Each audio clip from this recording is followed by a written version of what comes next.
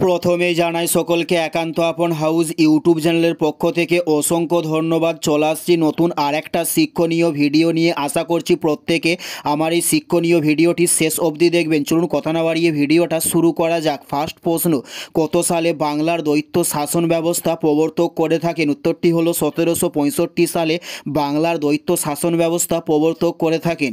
উত্তরটি হলো 1765। নেক্সট প্রশ্ন, সুভাষচন্দ্র বসু কত সালে জন্মগ্রহণ করে থাকেন? উত্তরটি হলো 1997 সালে সুভাষচন্দ্র বসু জন্মগ্রহণ করে থাকেন। উত্তরটি হলো 1997 সালে। নেক্সট প্রশ্ন, বায়ুমণ্ডলের কোন স্তরে মেঘ দেখা যায়? উত্তরটি হলো ট্রপোস্ফিয়ার স্তরে বায়ুমণ্ডলের মেঘ দেখা যায়। উত্তরটি হলো ট্রপোস্ফিয়ার স্তরে বায়ুমণ্ডলের মেঘ দেখা যায়। নেক্সট প্রশ্ন, বার কিসের এককে বলা হয়ে থাকে? উত্তরটি হলো বায়ুমণ্ডলের চাপকে বার বলা হয়ে থাকে। উত্তরটি হলো বায়ুমণ্ডলের চাপকে বার বলা হয়ে থাকে।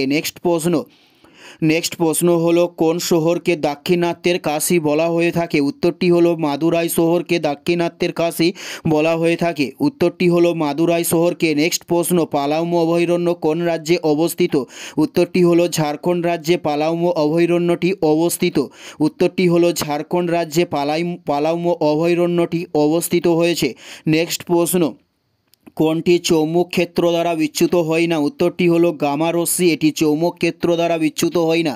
উত্তরটি হলো গামা রশ্মি, এটি চৌম্বক ক্ষেত্র দ্বারা বিচ্যুত হয় না। নেক্সট প্রশ্ন, কোন রাশিটিকে মাপা সম্ভব নয়? উত্তরটি হলো মোট তাপ, এই রাশিটিকে মাপা কখনোই সম্ভব নয়।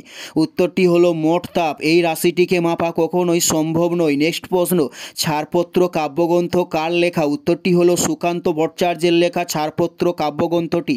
উত্তরটি হলো সুকান্ত ভট্টাচার্যের লেখা ছাড়পত্র কাব্যগ্রন্থটি। নেক্সট প্রশ্ন, সংবিধান অনুযায়ী সম্পত্তির অধিকার হলো কি? উত্তরটি হলো আইনগত অধিকারকে বলা হয় সংবিধান অনুযায়ী সম্পত্তির অধিকার। উত্তরটি হলো আইনগত অধিকারকে বলা হয়। এটাই ছিল এই ভিডিওর লাস্ট প্রশ্ন। আর কোন ধরনের শিক্ষণীয় ভিডিও আপনারা প্রতিদিন দেখতে চান অবশ্যই কমেন্টে লিখে জানাবেন। পুরো ভিডিওটা দেখার জন্য আপনাদের অসংখ্য ধন্যবাদ। Thanks for watching.